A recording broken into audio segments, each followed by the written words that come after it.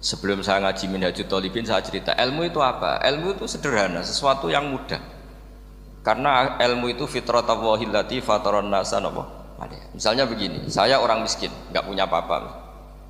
Sudah nggak punya apa-apa, nggak punya jabatan, terus keluarga yang nggak pati loyal, mungkin istri ada ngidolakan kita, bahkan anak kita sendiri juga nggak ngidolakan kita. Itu kan sial-sialnya orang, anak kita aja nggak pernah ngidolakan kita. Tapi untuk bahagia itu sebenarnya sederhana. Sederhananya begini, orang pinter itu ingin mempertahankan kehidupannya, terus pinter sampai berobat habis banyak ke Belanda, ke Jepang supaya mempertahankan nyawanya. Nah, si miskin ini kalau dia setiap makan, ya Allah, saya dengan makan ini mempertahankan nyawa saya. Sehingga makan itu satu kajian ilmiah bahwa ini luar biasa. Bahwa orang punya Alphard, punya uang 1 miliar, itu tidak mempertahankan sesuatu yang pokok, yaitu nyawa. Orang tidak punya Alphard itu hidup, nggak punya uang 1 miliar hidup. Tapi kalau nggak punya nasi 1 piring, nggak punya air 1 gelas bisa mati.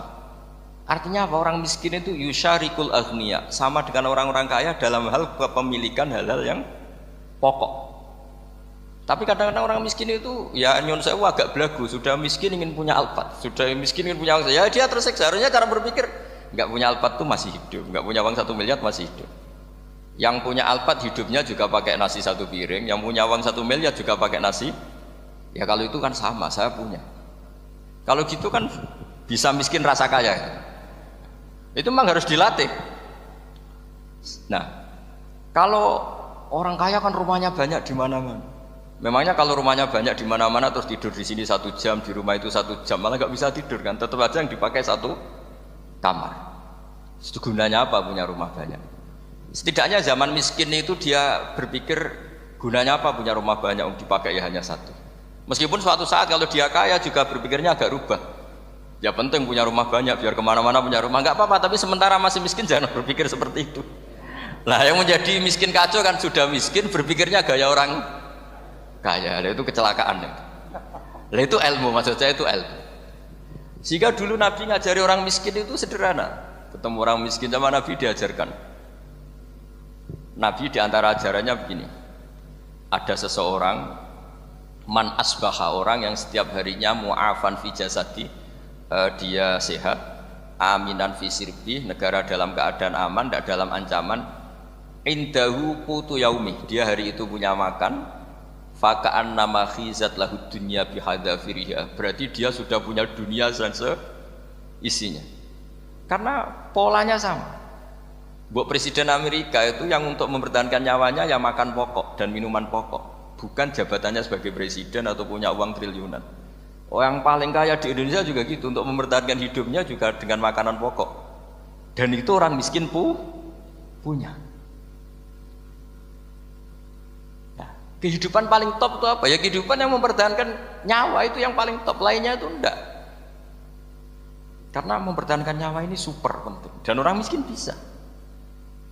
Nah, saya berharap ilmu seperti inilah menjadikan dulu itu kuat ketika melawan Belanda.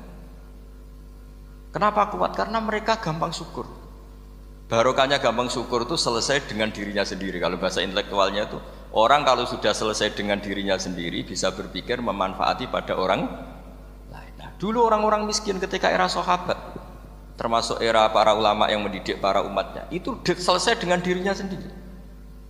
Nah sekarang banyak orang miskin juga termasuk orang kaya, bahkan belum selesai dengan dirinya. Wah itu angel, ngajak jihad angel, karena dengan dirinya saja belum selesai. Maka masyhur itu kan ketika perang Tabuk ada orang datang, kira-kira kalau Indonesia pakai beras 4 kilo, ya Rasulullah yang 2 kilo tak kasihkan keluarga kami supaya bisa makan, yang 2 kilo tak kasihkan jenengan untuk biaya perang. Perang Tabuk itu perang tersulit, disebut perang Dhatil Usra. Sekarang hitung saja, ini coba dihitung, mungkin yang bagian kasir tahu. Kalau 2 kilo kali 3.000, umat Islam pas itu sekitar hampir 3.000, itu sudah 6.000 kilo. 6.000 kilo itu artinya apa? Orang miskin ketika perang membiayai dirinya sendiri, itu satu. Kedua, dengan mental memberi, orang ini tidak tamak. Barokahnya tidak tamak, tidak nyalahkan yang kaya. Efek dari itu apa ketika perang Tabuk? Sumbangan dari Sayyidina Utsman yang jumlahnya besar sekali, yaitu diantaranya 1.000 dinar. 1 dinar kira-kira 4,25 gram, berarti sekitar 4.000 gram. Itu bisa diberikan alat perang. Sumbangan dari Abu Bakar juga bisa dipakai beli kuda untuk perang. Nah bayangkan kalau kebutuhan orang miskin ini untuk makan itu nggak mau urun, wah saya miskin nggak perlu urun, saya miskin dipakai alasan terus. Maka jumlah 3.000 ini akan mengurangi anggaran untuk belanja peralatan perang karena untuk konsumsi orang miskin. Udah gitu kadang mangane tanduk itu kan repot. Wes miskin mangane tanduk, nak antri mo kan ribet. Artinya apa? Perang ini tidak fokus karena ngurusi konsumsi untuk orang-orang miskin. Nah, dulu zaman Nabi orang miskin pun semuanya heroik. Mereka dibantu gak mau, inginnya bantu.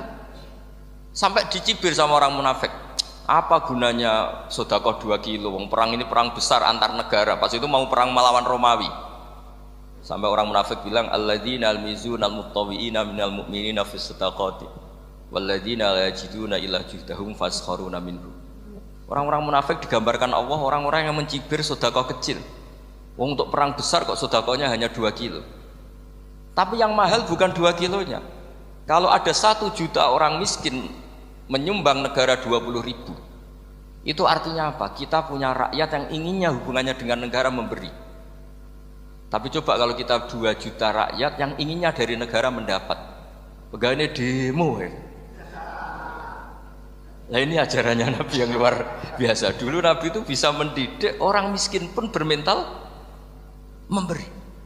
Nah barokahnya bermental mandiri ini mereka selesai dengan dirinya sendiri. Coba kalau mereka tidak bawa makanan sendiri ketika perang, mungkin kuda yang untuk perang, terus mereka berpikir, bu ini saja disembelih supaya kita bisa makan. Ribet kan? Ngapain beli senjata yang mutakhir, makan saja nggak bisa. Tapi barokahnya mereka urun sendiri. Mereka selesai dengan dirinya sendiri. Ini hebatnya didikan Rasulullah Shallallahu Alaihi Wasallam. Lalu dulu Mbah Hashim dan kawan-kawan itu berhasil mendidik seperti itu. Santri yang miskin-miskin itu kalau ngaturi kiai duwene telo itu dikekno telo, duwene wi yo dikekno wi. Sehingga kiai sing wis mapan-mapan, misalnya kados kula wonten kan mun setengah mapan. Ya akhirnya yo iso mangan wi. Jebule wi ku yo enak. Santri yo seneng mergo kiai ini seneng pancen wis suwi mangan pizza misalnya. Nah tapi nak sing melarat terus aku melarat kiai tak kei wi mosok doyan. Wis melarat medhit di alasan kan ribet kan. Ini yang perlu dihilangkan. Medhit kok berargumentasi. Tapi yang mahal itu bukan winya, mental memberi. Orang itu kalau mentalnya memberi itu berarti selesai dengan dirinya. Tapi kalau tidak bermental memberi pasti tamak. Dan tamak itu mesti menghakimi orang lain. Maka dalam kitab Hikam diterangkan penyakit terberat itu tamak. Kenapa? Karena orang pikir itu tidak ada kata-kata kitab Hikam, bukan kata saya. Yang ada itu tamak. Misalnya gini, saya kenal PLT Bupati Kudus. Tidak pernah saya bilang beliau kikir. Tapi sekali saya pernah ngajukan proposal tidak kesampaian. Wah, beliau medit. Jadi saya menvonis medit itu sebetulnya ya karena punya keinginan tidak kesampaian. Coba kalau tidak, bahwa medit orang serap penting. Misalnya anak-anak muda sama orang-orang cantik di Jakarta, pernah nggak kamu bilang itu sombong? Enggak kan? Setelah kamu bilang, Mbak aku ingin kenalan Mbak sampeyan, terus dia agak mau, baru kamu bilang sombong karena keinginan kamu enggak. Nah bayangkan kalau orang bermental tomak kayak apa bangsa ini. Nah sahabat itu dididik oleh Nabi, tomak itu selesai karena keinginan mereka memberi.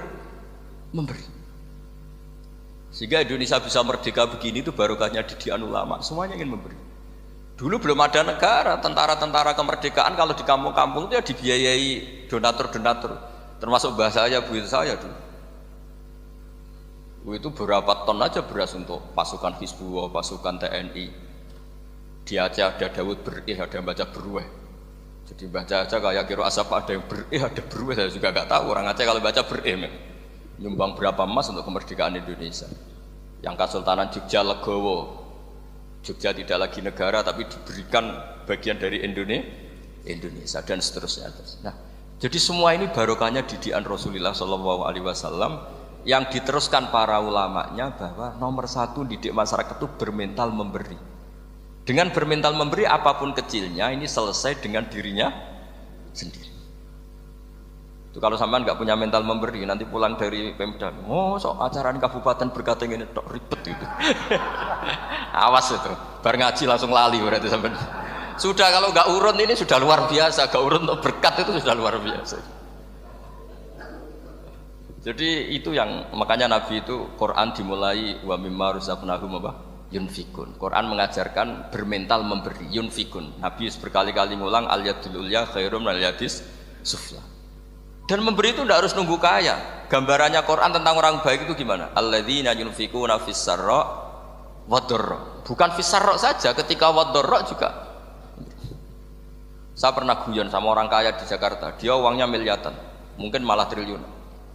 Guyon sama saya, Gus saya ini sudah sekian bangun masjid di mana-mana. Saya ini berarti hebat. Enggak kata saya. Enggak ada masjid agama tetap jalan kata. Karena di kampung-kampung sudah banyak masjid kata. Masih keren tukang becak kata. Kok bisa Gus?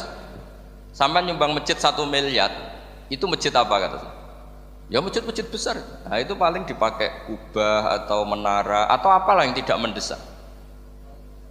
Tapi kalau orang miskin, ngutangi orang miskin itu kalau nggak utang hari itu nggak makan. Kan nggak mungkin tukang becak ke utang ada bank atau orang kaya raya kan kenal saja ndak. Mesti orang miskin utangnya sama orang miskin. Saya kalau orang kaya utang Habibidin mesti mau beli Innova karena level orang elit, jadi utangnya itu beli Innova, aksesoris Innova, seri terbaru.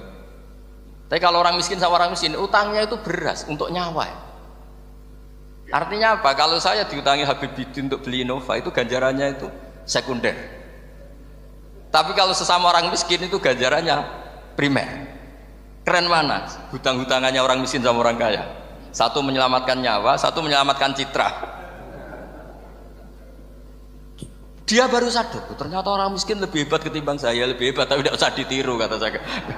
Cuma dia menjadi tidak sombong sekian miliar yang disumbangkan ke masjid karena dia menjadi tahu ternyata itu tidak banget. Nah kecuali masjid-masjid yang kamu nyumbang memang masjid perintis di daerah-daerah yang belum ada masjid. Kalau masjid-masjid besar itu kan kadang kebutuhannya sudah selera, bukan pokok. Tidak saya ini cerita ya, jadi supaya orang tahu lah. Zaman Nabi itu orang sudah selesai semua dengan dirinya sendiri. Jadi maksud saya Islam nggak apa-apa tanpa masjid itu masjid yang sudah sifatnya selera. Indonesia kan masjid sudah sifatnya selera semua. Yang dikatakan masjid pokok kan yang dipakai sholat bisa, dipakai alat sesuci bisa. Tapi kalau sudah selera ya pondasinya harus begini, lampunya harus dari kristal, terus kubahnya itu sudah selera. Nah rata-rata sumbangan yang miliatan itu kan sudah ke selera. Sementara orang miskin utang-utangan sama orang miskin untuk menyelamatkan apa coba? Nyawa. Artinya para orang miskin jangan kecil hati, wah saya sedekah hanya 2 kilo, tapi 2 kilo nyawa. Dan itu pahalanya luar. Nah ini ilmu asal saja. Nah dia itu berhasil seperti itu sehingga orang-orang miskin dulu tuh ngrumat tentara itu ya nganggo wi, nganggo telo, bahkan ada yang pakai apa itu Pak Hartopo itu pisang itu arasnya pisang itu. Bronggolnya pisang sudah dipakai saja Pak tentara. Tentara di mana-mana bisa makan. Coba kalau yang ngamal yang kaya tok itu tidak cukup. Tapi barokahnya yang miskin juga ikut ngamal itu cukup karena yang miskin itu mayoritas.